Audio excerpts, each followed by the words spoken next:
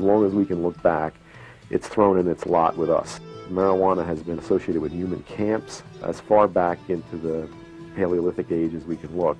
And that's very interesting. That plant, its destiny and human destiny are very intertwined. And there are a few plants in the world that have been as useful to human beings. It provides an edible seed, an edible oil that can be pressed out of the seed, a very important fiber in world commerce, a medicine which has been very prominent in Europe and America over the years, and finally a psychoactive drug that's used as a recreational drug by millions of people. That's a pretty powerful way for one plant to provide for human needs. But in modern times, to merely be in the presence of this plant is a criminal offence. Millions have been and continue to be arrested.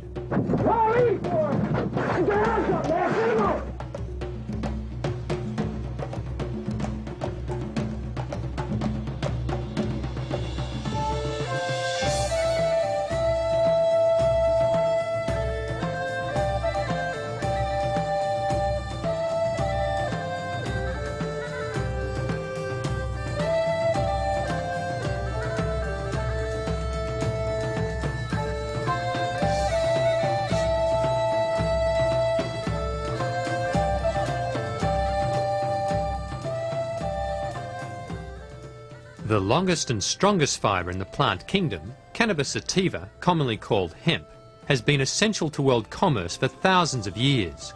Before the mid-1800s, most ships were rigged with hemp rope and hemp sails. A 44-gun warship, like America's old Ironsides, took over 60 tons of hemp rigging, including an anchor cable over 2 feet in circumference.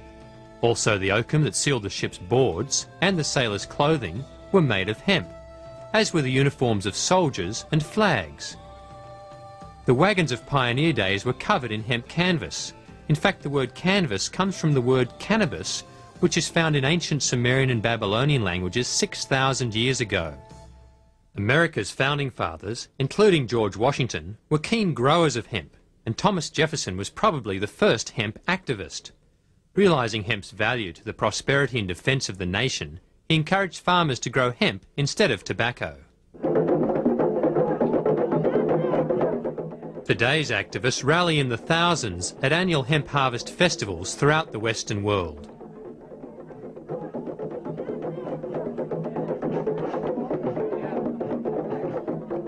They make some pretty big and enthusiastic claims.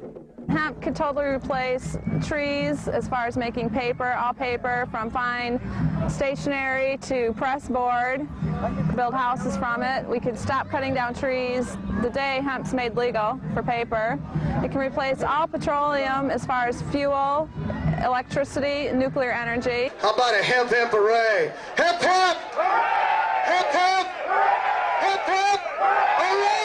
All right, let's wake them up out there.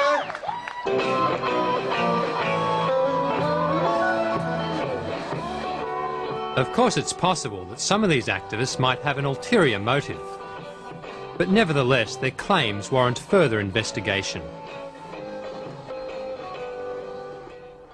Hemp has been the major paper-making material for most of the time since paper was discovered in China around the time of Christ. This first paper ever to be printed on, in about AD 770, is 100% hemp. By the 16th century, hemp was the material of choice for European paper makers. They made it into the finest and longest-lasting paper ever made, including the Gutenberg and King James Bibles, and many other famous works. America's Declaration of Independence was also first printed on hemp paper. Most paper of this period was made from recycled hemp canvas and old rags made from various fibres. For hundreds of millions of us today, paper is a way of life. The world consumes hundreds of thousands of tons of paper each year, and to meet this demand, hundreds of thousands of acres of forest are cut down each year. It's a worldwide crisis. In southeastern Australia, vast areas of old-growth forests are being chipped and bought by Japanese companies like Harris Daishowa. Eugene Collins is a forester turned activist. Most of these forests take in the vicinity of 150 years to mature and to provide habitat for all the arboreals that require the hollows and things like that in them.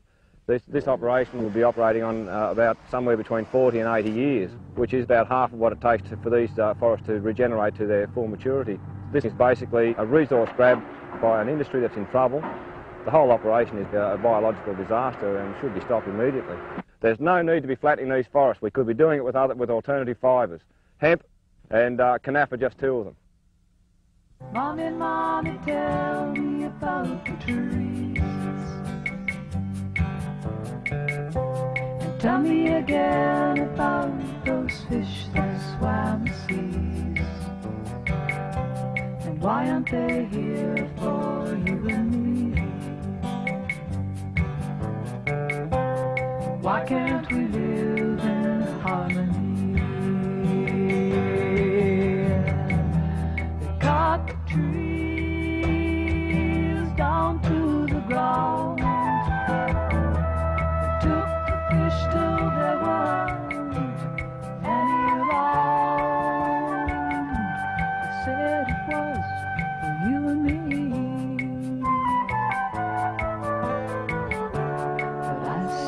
For a growing greed.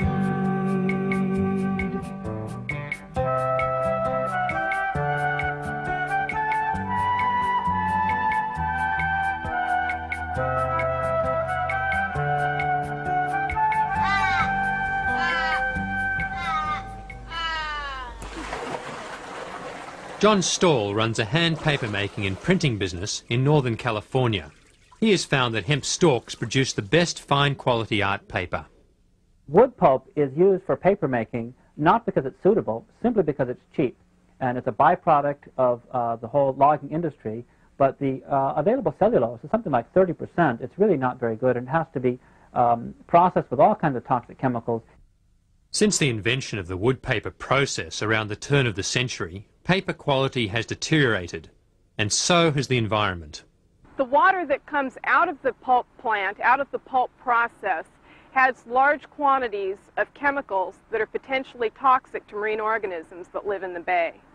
Those chemicals include dioxins, they include chloroform, and a whole suite of other chlorinated organic compounds. Over 2,000 have been identified. Hemp, on the other hand, is somewhere around 77% cellulose and very few impurities. And it really is an ideal material for paper making. Realising the problems associated with wood pulp paper, the Dutch government has launched a major research project involving 8 different research institutes to study hemp's potential as a fibre crop for paper and other uses. I hope that this research will finally produce a process where we can use hemp to make fibres that can be used for paper and probably also other products, in such a way that we will have a complete clean process, an energy-efficient process that causes very little pollution, and that also will prevent the cutting down of trees somewhere else in the world. Hemp is one crop that looks promising because it is a plant that is pretty resistant to a lot of diseases, and it grows well in the Netherlands. It can be used without using pesticides.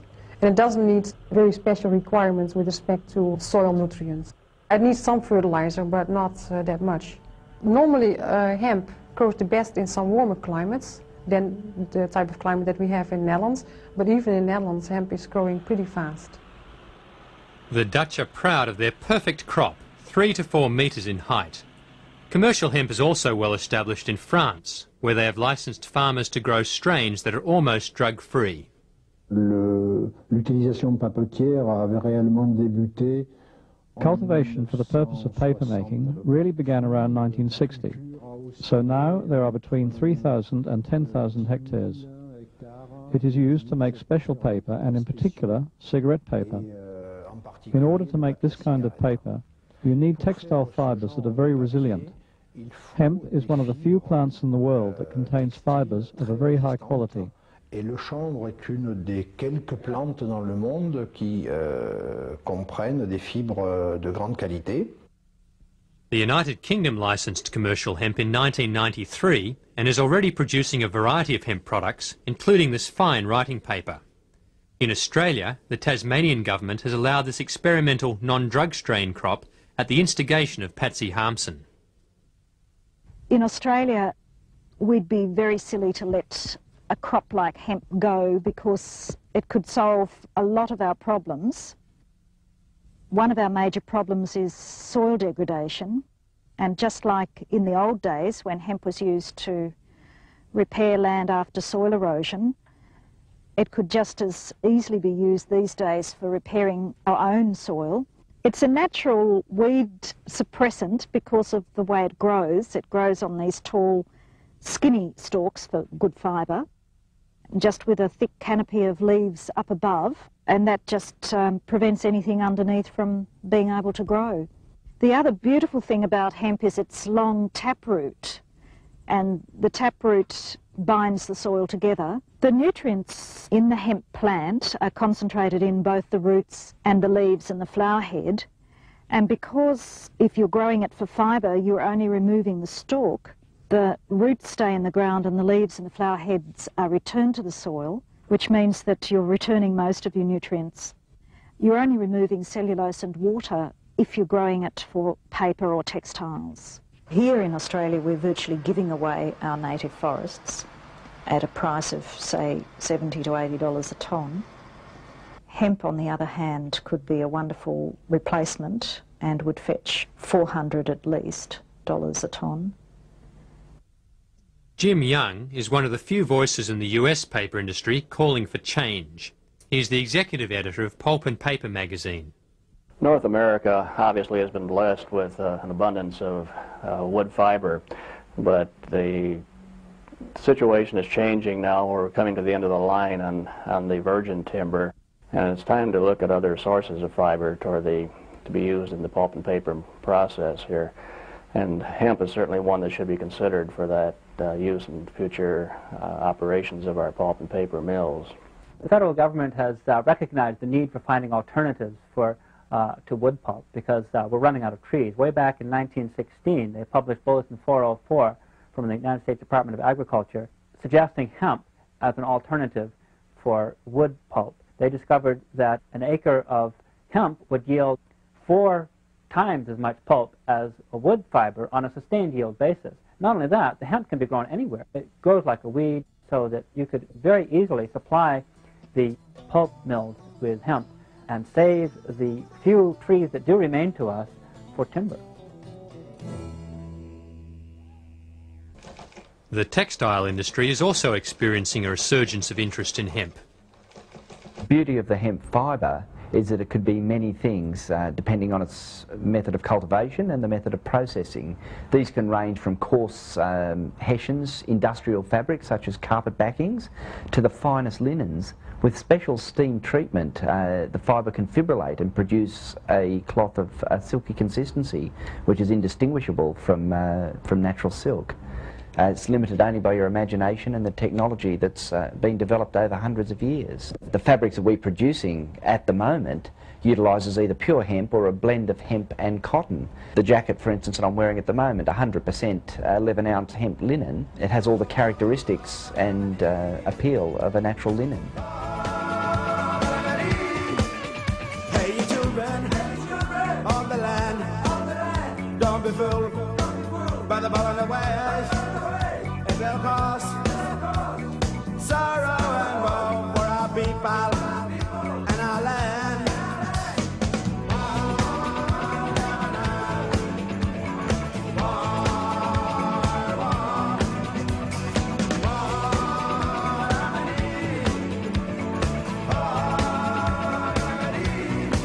So live it up, live it up, live it up, live it up.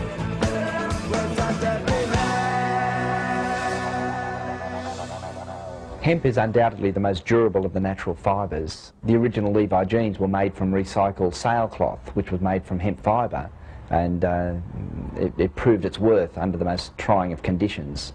The testing we've done over 3 years, 3 years of very hard wash and wear, don't make the slightest impression on the hemp fibre. It softens, but it doesn't weaken. In terms of yield per acre, hemp probably outproduces cotton by at least 200%, and perhaps more under ideal conditions. Unlike cotton, hemp can be grown entirely without pesticides or insecticides.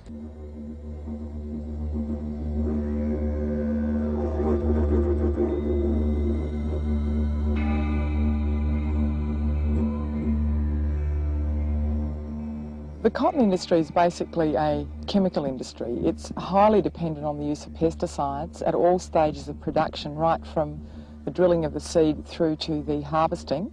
That's pollution of air, water and soil, and eventually people. Cotton is the fourth largest export earner, foreign exchange earner in Australia. It's the heaviest user of pesticides of any rural industry. The cotton industry's got to change, and there's got to be alternatives. Got to have different sorts of crop rotations, use of various sorts of other fibre crops, etc. So we do have this really, really big environmental problem that they don't want to recognise because of the business implications. The technology is different for processing hemp, so obviously it would cost quite a lot to set up your hemp textile technology. But when you consider how easy it is to grow, how inexpensive it is to grow, because you don't have to pour money into chemicals, and you don't have to do a whole lot of repair work on humans that are getting sick from being in amongst the pesticides. When you consider all of those hidden costs, or pretty glaring costs actually, it's certainly going to be a far more beneficial crop, probably even in the short term.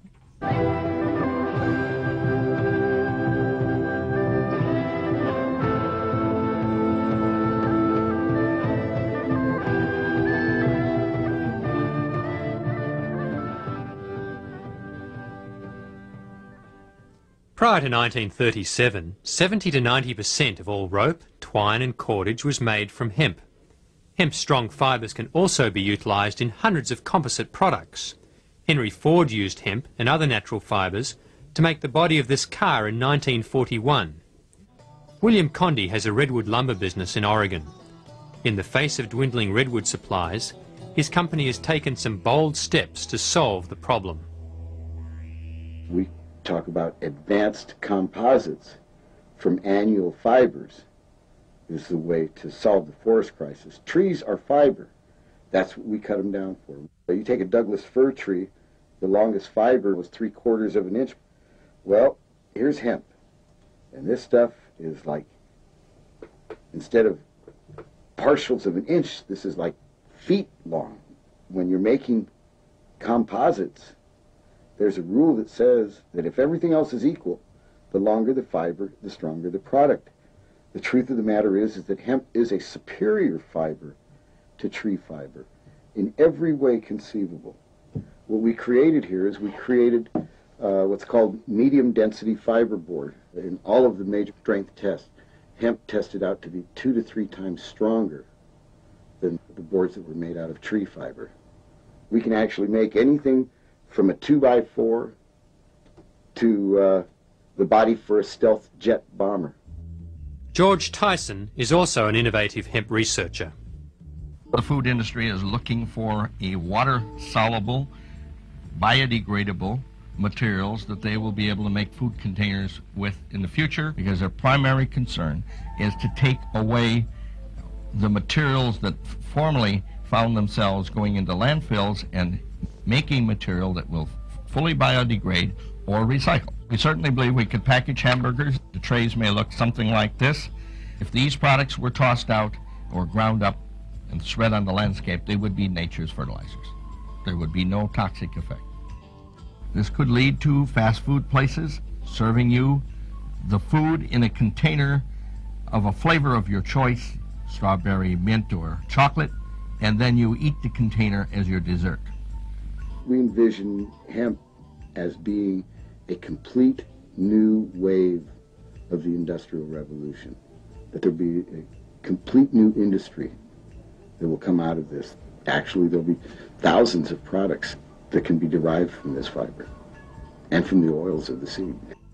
Hemp seeds contain up to 40% high-quality oil, a combustible oil that has traditionally been used in lanterns. A simple process now allows it to be converted into a relatively clean substitute for diesel fuel. In past centuries, hemp seed oil was also a major base for durable, non-toxic paints. Many great paintings are hemp oil on hemp canvas. In the Ukraine today, hemp seed oil is still a major ingredient in the commercial paint industry. It is a nutritious base for cosmetics and is also a highly nutritious edible oil. Hemp seed oil is unique in having such a high proportion of the omega-3 unsaturated fatty acids. with a very strong cardioprotective effect. Hemp seed has been used for millennium as a staple food by many people around the world. It has a near complete balance of essential amino acids, second only to soybean. Well aware of this, Alan Brady is one of the few modern hemp seed chefs. Once it's in this form, it's all roasted and ground up, you can get creative and you can make a million things. You know, it's like I make halva. If you want to make something where any kind of bread recipe, pancakes, anything, just leave out half your amount of flour and replace it with this stuff right here. Get totally creative, make delicious things, and have fun with it. After dehulling the seed, Alan produces his premium delicacy, rich and creamy hemp ice cream. Hemp is probably the world's most economical, ecological and easy way to grow protein. And there is no need to worry, hemp seeds are totally drug-free. If you know a way to save the planet, don't whisper about it, shout about it.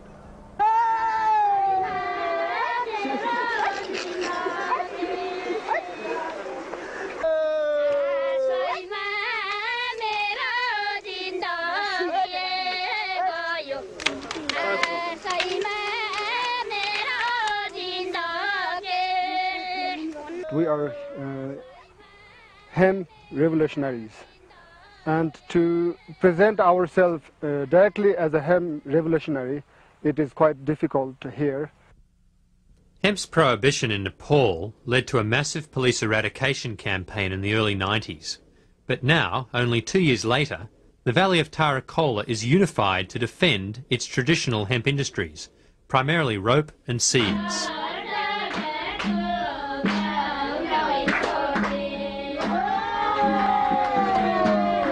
As this region is too high and dry to grow rice, the people depend upon hemp seeds for their survival.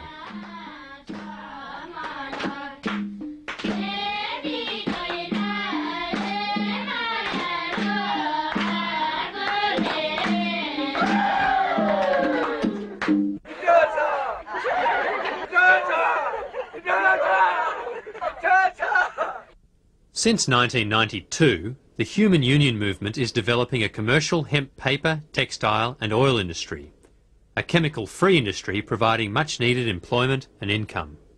They do not have to make hashish out of their plant because they can sell the stalks, they can sell the seeds, they can have food and they can have money from one plant. So the people and the farmer of these surroundings are really appreciating our project here.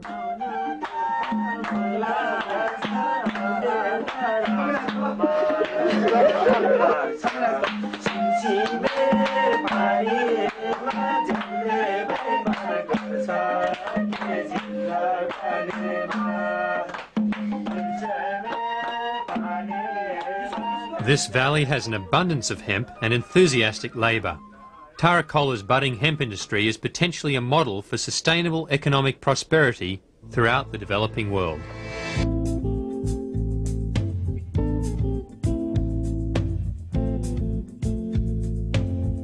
Hemp could be used as a fuel source, an oil source, as well as a paper-making fiber. Could hemp fuel help us to kick our dependency on highly toxic fossil fuels? Carbon monoxide is the leading cause of death in this country from poisoning. It accounts for more fatalities each year than all drug overdoses combined. Over history, it would be hard to predict how many people have died from gasoline that didn't know what killed them. It is a poison-spreading material because it is distilled with benzene, hexene, and xylene, and toluene. These chemicals are all known carcinogenic materials. Could this be the solution? That which fuels a romantic dinner is also a good fuel. Normal drinking alcohol, also known as ethanol, is the cleanest of all liquid fuels. George Tyson is developing techniques to produce ethanol from fast-growing, high cellulose plants like hemp. We jokingly say this is the fuel that if you were burning it in your car, the reason a dog would chase your car was because he liked the smell of the exhaust pipe. As you can see, there is no smoke emitting from this in this room. Try this with a tablespoon or two of gasoline, and you will have the comparative test. Also, when your engine is through burning on gasoline, take it apart and see how much dirty carbon you find in the engine. We found that running a car 3,500 miles, we couldn't even get a white glove dirty when we took our finger inside of the exhaust pipe. All plants are storehouses of solar energy, and all plants can be fermented to produce ethanol fuel. Plants also produce the oxygen needed to combust the fuel in a car. The emissions, carbon dioxide and water, are reabsorbed by plants. It is a clean and balanced cycle. When one reviews all of the possible alternative fuels that we may use for transport use, ethanol emerges as about the only one that can achieve significant reductions in carbon dioxide accumulation in the atmosphere. Even the 10% blend, where you only have 10% ethanol in the gasoline, lowers some emissions as much as 25 to 30%. For this reason, blends of 10 or 15% ethanol with gasoline are being used in several states in the US and in Australia as a means of reducing air pollution. Ethanol blends also eliminate the need for lead in fuel. The ethanol is being distilled from sugarcane, grains or residue starch, as is the case with this ethanol plant in Nowra, Australia. Ethanol produced here is also being added to diesel fuel. Buses running on this new 15% ethanol fuel are emitting up to 40% less carbon monoxide, 50% less smoke, and up to 10% less nitrous oxide than straight diesel fuel. In the context of ethanol making a significant contribution to transport fuel needs, we need to think about producing ethanol from cellulose, or more correctly, lignocellulosic feedstocks. All plants are made from lignin and cellulose. Fast-growing plants that are low in lignin and high in cellulose are most suitable for producing ethanol. Things like switchgrass, canaf, hemp has tremendous potential, both because it has many products to be produced from it, and also because of the tonnage that can be produced per acre. Ethanol from lignocellulose crops is being developed by Tyson Xylem Corporation and the Solar Energy Research Institute in the US, and APACE Research and the University of New South Wales in Australia. Research is showing that ethanol could be produced economically on a small farm or community level. It could also become one of the world's major agro-industries, replacing the petroleum industry entirely. It's estimated that by the year 2000, we will have demonstrated processes and technologies for the production of ethanol from cellulosics that will be able to produce ethanol at a price competitive with crude oil prices. Even the United States could produce all of its transport fuel needs as neat ethanol. Australia, no problem. All of our liquid fuel for transport could be ethanol.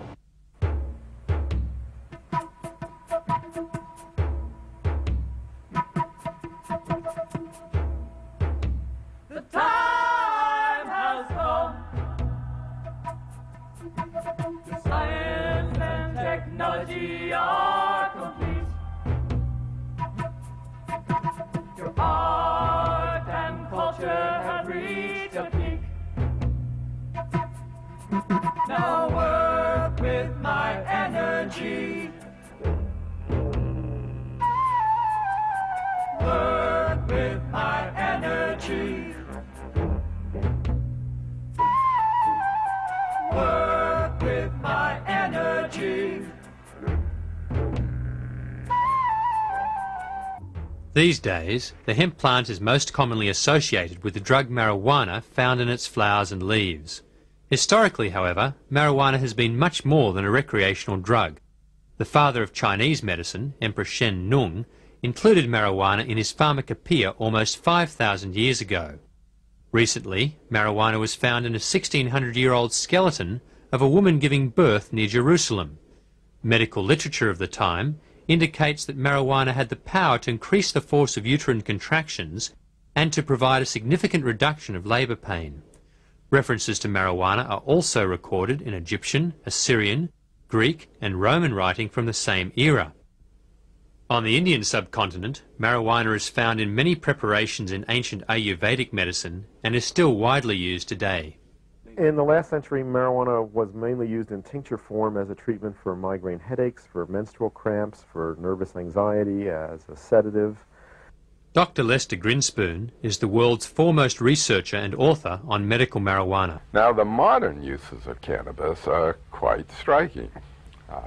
First of all, it's people who have to get cancer chemotherapies for the treatment of various kinds of cancer. Some of them lead to the most pernicious nausea and vomiting. And there are drugs which are used, available antiemetic drugs. But even the newest ones don't give everybody relief from this. Give them cannabis, about 90% of them get excellent relief. They refer to it as miraculous. It's used in the treatment of glaucoma. It's a disease of the increase in intraocular pressure, and it can lead to blindness.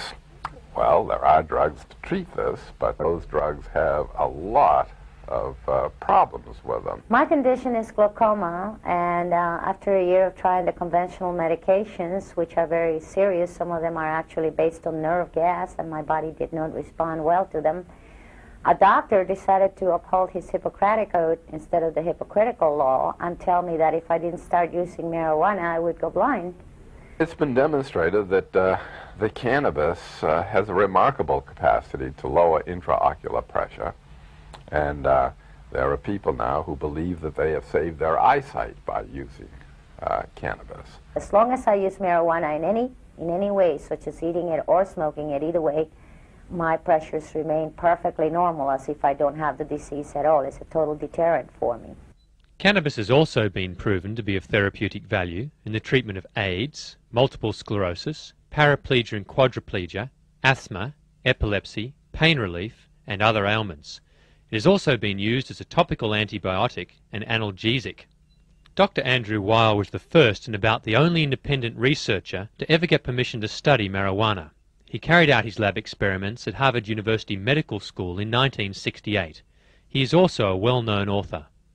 I think the great advantage to trying to find medical uses of marijuana is that it's so non-toxic. Relative to most of the drugs that we use in medicine today, it's very harmless. It just doesn't do that much to the physical body. But marijuana remains one of the most illegal substances on the planet. In US law, it is placed in the most dangerous category, Schedule 1. It's in that schedule that drugs like LSD, heroin, and marijuana are placed. And drugs that are in that schedule can't be used at all.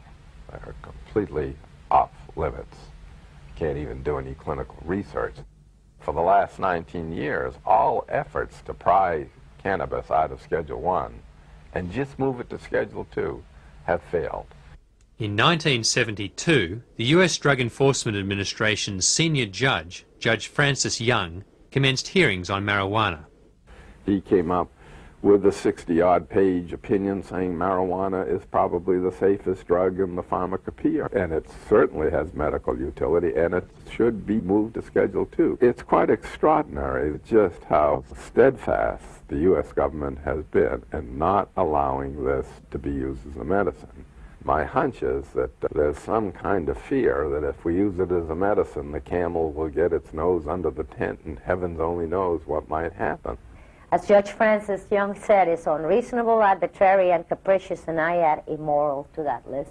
It's become so expensive on the street now that frequently these people who need it for medicinal reasons grow it, and they get caught. I was arrested and taken to a county jail, which was pretty unpleasant, for the illegal rape, as I call it. I tried it, and I was able to actually cook a meal and eat it.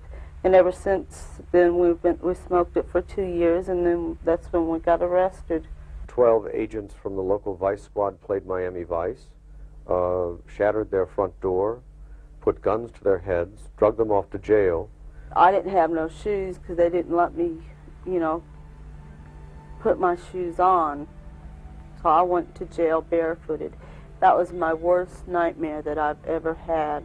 It's just awful that these people should have to suffer this way. I mean, the law imposes, here are people who are already suffering from serious diseases and disorders and symptoms, and the law is now imposing another layer of anxiety on these poor people.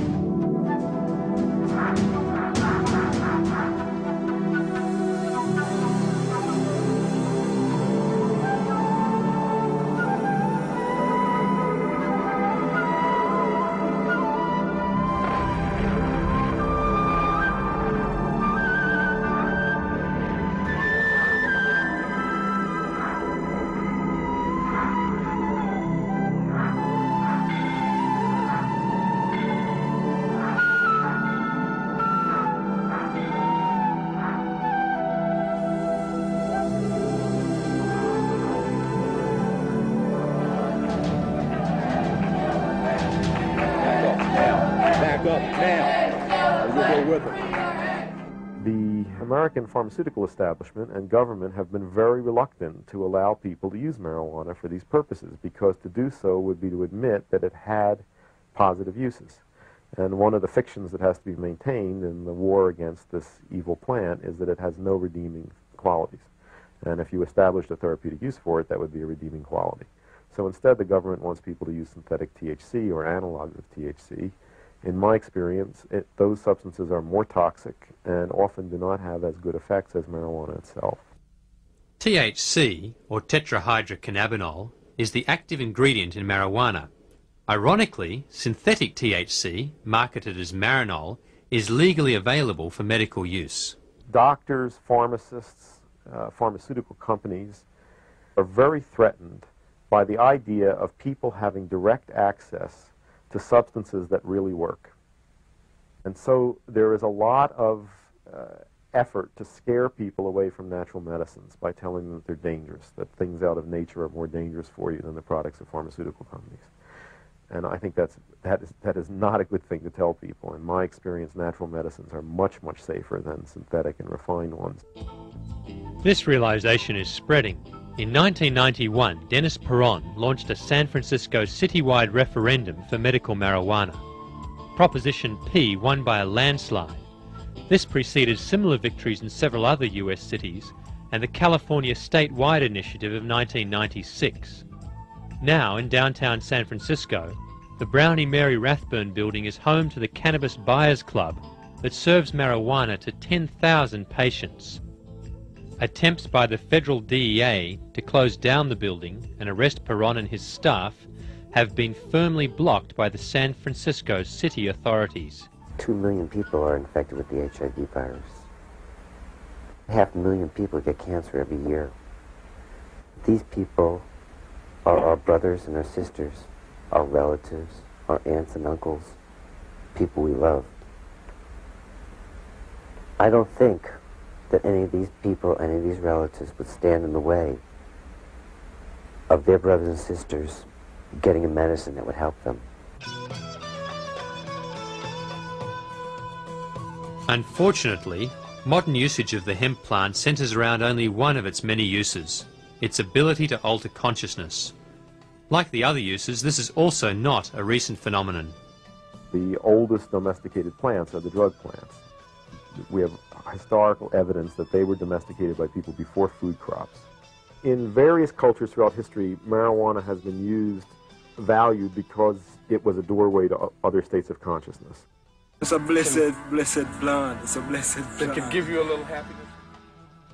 Marijuana has been an important religious sacrament throughout Africa, the Middle East and Asia for thousands of years. In Hinduism, the god Shiva is said to have brought cannabis from the Himalayas for human enjoyment and enlightenment. Shiv Shiv जितना P उतना जीव जे न जाने गांजा के कलियुग लड़का से लड़की बने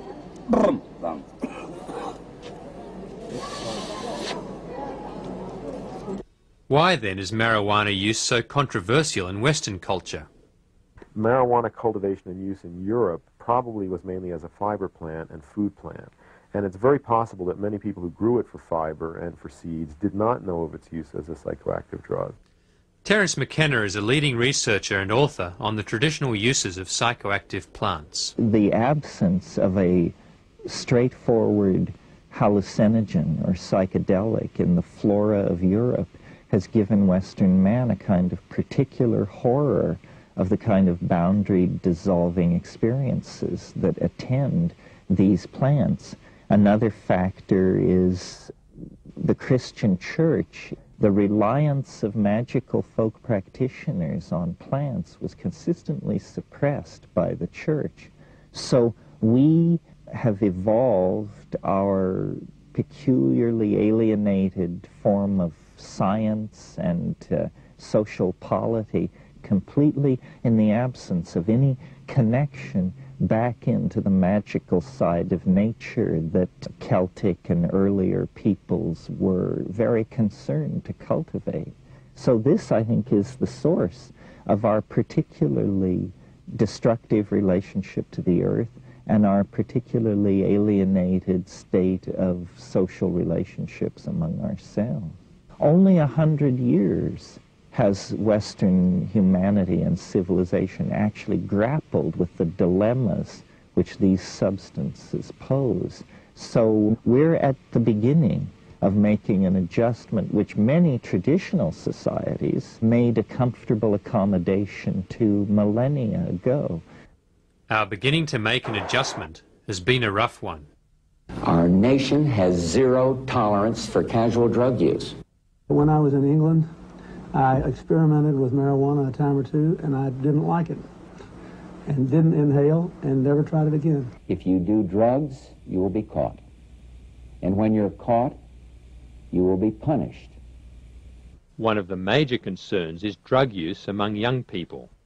I think marijuana can make kids space out and lose their concentration, and I think the only remedy for that is good drug education, especially aimed at young people, about what are appropriate uses of it and what aren't. And I don't think it's a good idea to be stoned in school, for example. But we don't have any real drug education at the moment because in the present climate, that's impossible. You can't admit that illegal drugs have any positive uses. And all of the educational materials that are used in schools are designed to scare people away from that substance by exaggerating its dangers, and that doesn't work. If you tell a 15-year-old that all these terrible things are going to happen to him or her when they smoke marijuana, and they've already tried it and they know that it didn't, why should they listen to you when you tell them that crack cocaine might kill them? I wouldn't have if I was 15 and was misinformed like that. I think that kind of education has a very negative effect. I think it enormously stimulates curiosity on the part of young people to try the forbidden substance. Now, I can imagine a few whispers out there. Maybe you think we'll never get drugs under control, that it's too easy for the dealers to get back on the street. Well, those days are over, too. The revolving door just jammed. Some think there won't be room for them in jail. We'll make room. We're almost doubling prison space. Some think there aren't enough prosecutors. We'll hire them, with the largest increase in federal prosecutors in history. America is now the country with the highest rate of incarceration. Approximately 20% of criminal convictions are marijuana related. There is no inherent psychopharmacological harmfulness of marijuana, which is anyway comparable to the harm of arresting more than 400,000 people, mostly young people, for marijuana transgressions every year in this country. We will look back on this era and the response to drugs in this country and think that was worse than what happened in the McCarthy era. It is insanity run amok, and there's not a sane voice in the federal government saying anything about it. All this vigorous prosecution of marijuana, for example, has changed a situation where people grew their own, and usually rather mild marijuana, into a situation where marijuana traffic is dominated by organized crime. The cash crop in California that is the most profitable is marijuana in California. A number of other states also depend heavily upon the production of marijuana. In addition to that, you have the profits made by banks, through laundering money. What we are doing in the war on drugs is exactly what the most successful drug kingpins like. We are, in a sense, using government money to keep the small-time opposition out of the business, to keep the prices up, and to keep the supply coming from only the most protected sources. Prohibition breeds corruption and breeds a black market. And we've seen in Australia quite a large number of police officers who have been charged in relation to the supplying of marijuana, and that's the corruption element that's inbred.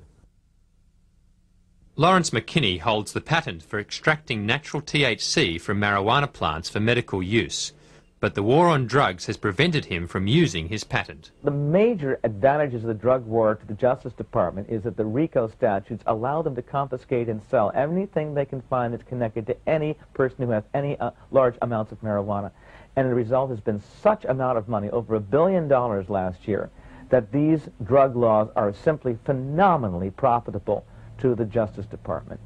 Fighting a war on drugs is big business now. It is strictly to encourage this society of people who can't imagine themselves in another job other than fighting a war, and when they run out of wars outside of the country, then we're implementing our own military on our own people, and it's just gotten totally out of hand. Law enforcement, whether they are military or not, constantly try to take on more and more of the appearance of military, and it's a psychological tactic as much as anything else. When this happens to someone, the helicopters will come down and they'll hover and they'll direct troops, or there'll be troops traipsing in the woods near your house, and your animals will get frightened, and your babies will get frightened, and you'll get frightened, regardless of whether you're involved in anything illegal. When the walls have begun to crumble, when the laws have begun to burn, when the wind is singing freedom, when the stone begins to turn, when the wind is singing freedom, when the wind is singing freedom, when the wind is singing freedom, when the wind is singing freedom, freedom.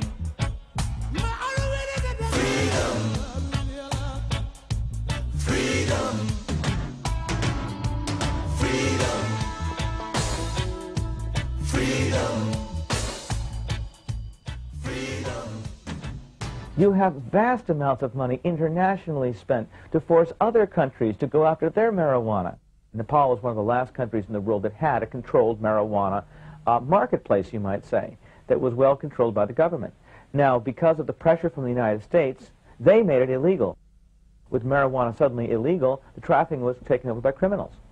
And these criminal smugglers very rapidly began to discover there were things that were more valuable than marijuana to smuggle, and infected Nepal and that whole area with heroin smuggling and worse. So it shows you an example of how just with a few dollars and a little bit of pressure, the United States can take a regulated, non-harmful situation and turn it into a situation of crimes, victims, money, and extortion and death. The repression of Lebanon's ancient hemp industry occurred recently during the Gulf War at the behest of the US government and Syria's President Assad. Now, we are friends with Assad, and the United States is backing his efforts to wipe out marijuana growers in Lebanon with tanks. That's what we do with our marijuana policies worldwide. The United States drug policy in toto affects every country. Eddie Engelsman is head of drug policy for the Dutch government. We think that cannabis use is hazardous. We have a very, I must say, comprehensive anti-smoking policy.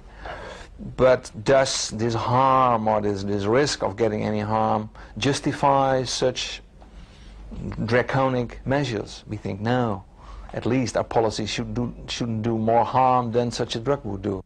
Every major government study ever publicly funded that studied hemp has come to the conclusion that criminalizing it is a bad methodology. Richard Nixon wanted to really drive the stake through the heart of marijuana, so he appointed a 21-member committee. The Schaefer Commission recommended that marijuana be decriminalized. Nixon just denied the results, rolled right over them. The recent US study, commissioned by conservative California Governor Duke Majan, recommended that adults be allowed to grow marijuana plants for personal use. The embarrassed governor refused to endorse it. It's a similar story in Australia. since 1970 there have been up to 12 inquiries or royal commissions or parliamentary inquiries into the drug marijuana, and all of those inquiries have recommended decriminalisation, and yet no government has been prepared to stand up and say, well, the inquiries have recommended decriminalisation, we will act on the recommendations of the inquiries. All the surveys show that over 50% of the community accept the use of marijuana, and if that is so, then what you're doing is getting a law that is enforcing something that the community doesn't necessarily want enforced. In Holland, the drug problem, the issue, is considered an issue of health and welfare. So it's not for the police and the courts. One objective of our cannabis policy, if I may say so, not prosecute people. It is illegal, but to a certain extent tolerated, which has nothing to do with a laissez-faire approach, but we didn't want to push people underground. The sale of marijuana is tolerated in many Dutch coffee shops. Nowadays, cannabis users have nothing to do with users using harder drugs. We have integrated education on cannabis in our general health education system in schools. In America, cannabis use is many times higher than it is in Holland, in spite of all the measures and all their wars and all their warning and just say no campaigns. So what is the attraction to marijuana?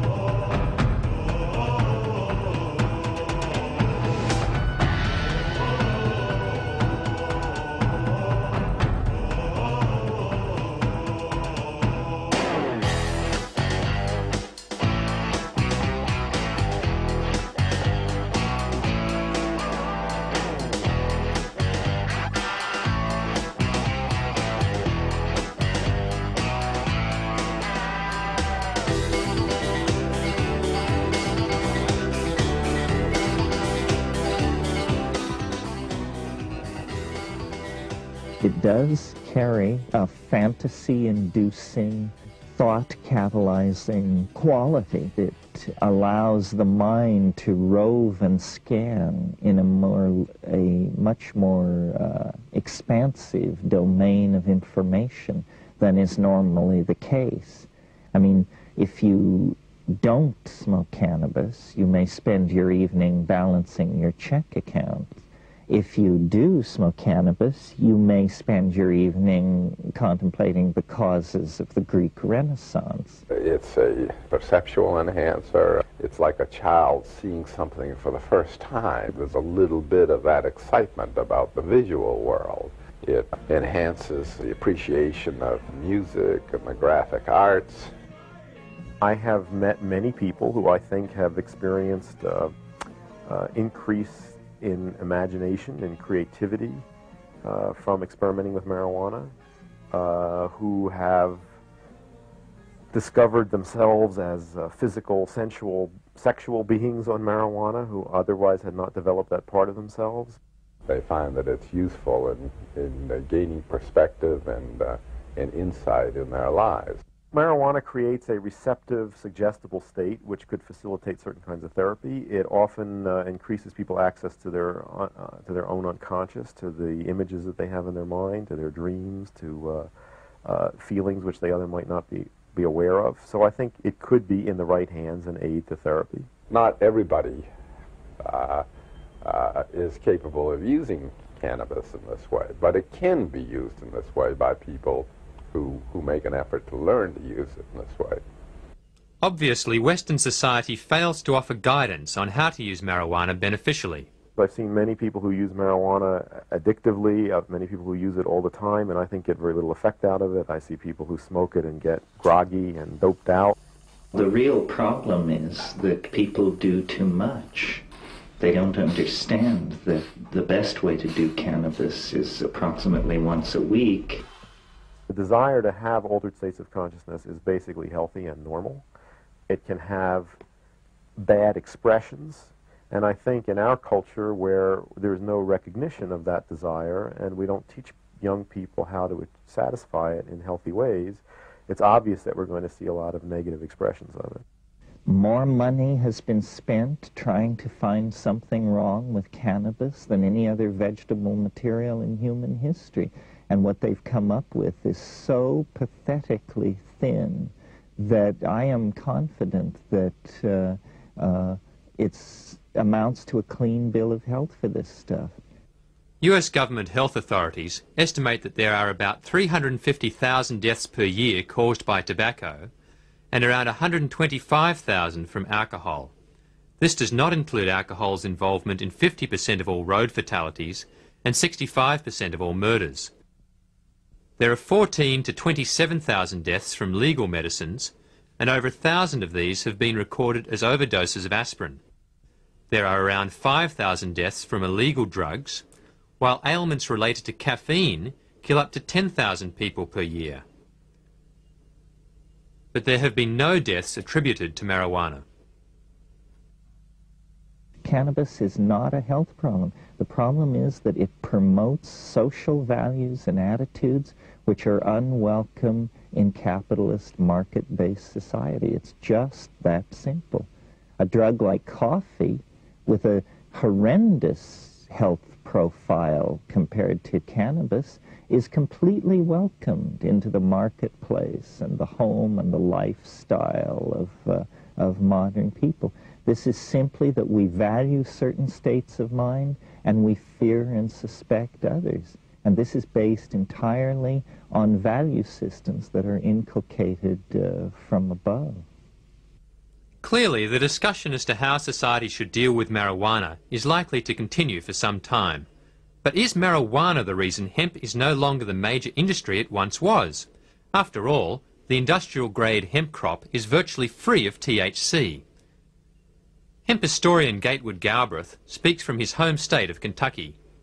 There are 14 of these historical markers around the central Kentucky commemorating hemp as a cash crop in the state. It's pretty self-explanatory. We were the world's largest producer for over 100 years. How did hemp go from being a major crop to almost non-existence in a span of around 50 years? Historical research conducted by our company suggests that it was the discovery of an efficient hemp decorticating machine and the promised resurgence of hemp to industry that led to the imposition of legal sanctions in the United States and the demise of the hemp industry. In the early 1930s, the American hemp industry remained highly labour-intensive long after competing industries had mechanised. Furthermore, other fibres like manila hemp had begun to be imported from underdeveloped countries where labour was dirt cheap. By 1930, the hemp industry bottomed out at 1,000 acres. But hemp technology finally caught up, and the crop expanded to 14,000 acres in the next 7 years. Hemp was poised to become the new billion-dollar crop, as reported in popular mechanics and mechanical engineering magazines written in early 1938. A factory in Illinois had begun producing fine bond paper from hemp fibre. Hemp with its high cellulose content could also now be made into, quote, more than 25,000 products ranging from dynamite to cellophane and all manner of plastics. But in the mid-30s, DuPont Chemicals patented processes to make nylon and plastics from oil and coal. A resurgence of the hemp industry would seriously have threatened the emerging petrochemical industries, with their synthetic fibre nylon being invented in 1935. Hearst was a big printer back during the 20s and 30s, and he had vast interest in timberland for paper pulp, which could be used as a result of a chemically intensive paper pulp process developed by DuPont and patented by DuPont. They made their fortunes with these chemical shipments for the paper pulp industry, and hemp represented a less chemically intensive way of manufacturing a higher grade paper. Consequently, DuPont saw it as an economic competitor. William Randolph Hearst, the owner of the largest newspaper chain in the United States between the world wars, started publishing newspaper articles linking cannabis with violent crime. They renamed the plant marijuana to dissociate it from the hemp medicines, the hemp rope and fabric that Americans had been using profitably for generations. Many stories in his papers told of blacks or Mexicans using marijuana and being disrespectful or violent to whites, or trying to push their drug to innocent whites. The campaign succeeded in getting racist white organisations to support cannabis prohibition. Hearst and Harry Ainslinger, the then director of the Bureau of Narcotics, managed to get marijuana made illegal in 1937, thus destroying the hemp industries. This timing is interesting. The alcohol prohibition had just ended, and the people who had enforced it needed new jobs. This may well be why Ainslinger pushed so hard to get cannabis banned. In Anslinger's words, if the hideous monster Frankenstein came face to face with the monster marijuana, he would drop dead of fright. Reefer Madness was one of the many movies made to whip up an anti-marijuana frenzy. The sale of marijuana is even more difficult to detect and halt than the traffic in drugs such as opium, morphine, and heroin. More deadly even than these soul-destroying drugs is the menace of marijuana. Under the influence of the drug, he killed his entire family with an axe.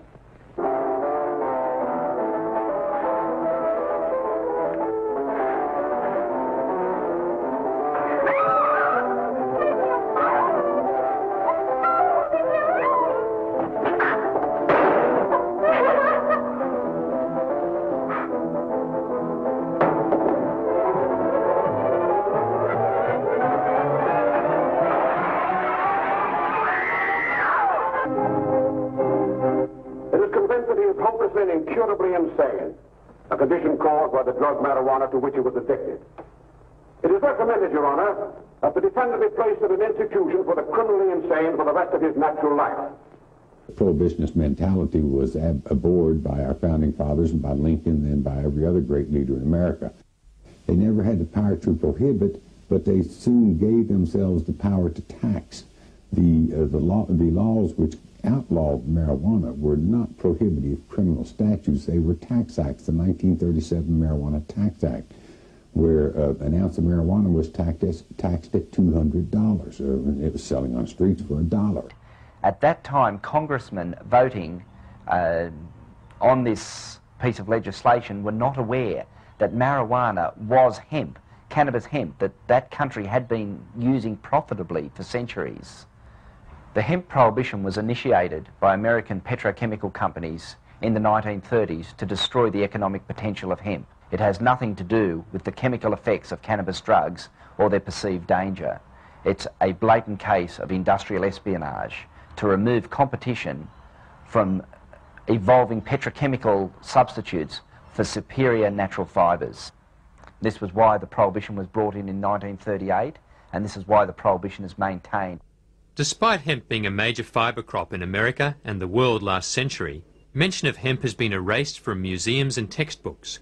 This display on the history of American textiles in Washington's Smithsonian Institute contains no mention of hemp.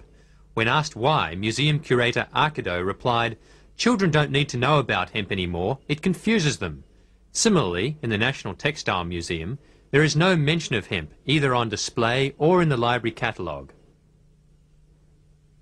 Another example of the hemp cover-up was the attempted destruction of all traces of the US Department of Agriculture's film, Hemp for Victory. This film, made in 1942, was used to encourage patriotic US farmers to grow hemp for the war effort. After 45 years of burial in government archives, it was rediscovered in 1989 by hemp activists.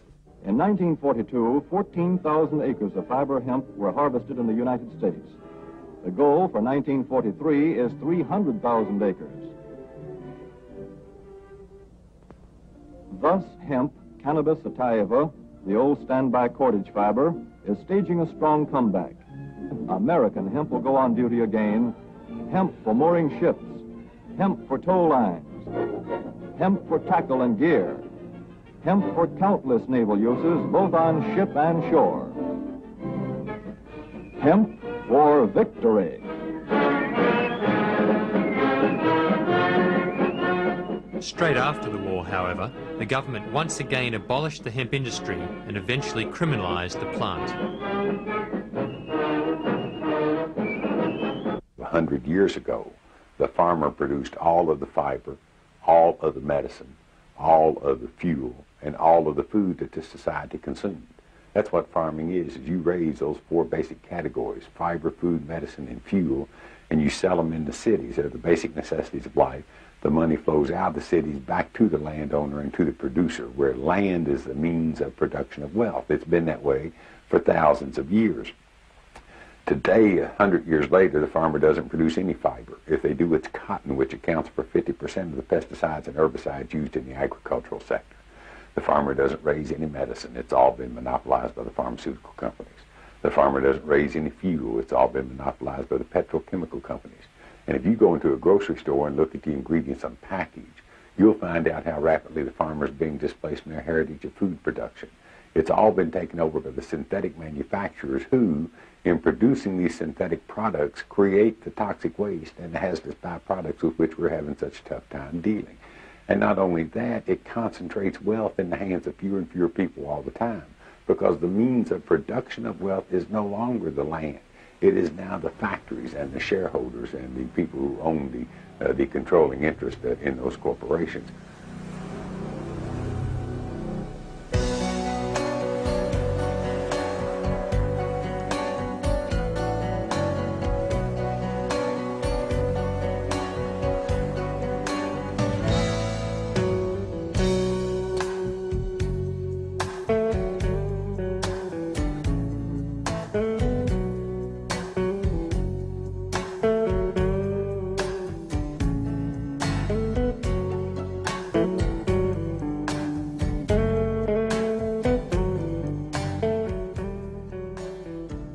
Does government have the right to tell man or woman that they cannot plant a seed in God's green earth and consume the green natural plant that comes up out of it? That seems such an inalienable right. That seems such a natural and basic way of communing with Mother Earth and with the natural cycle of things.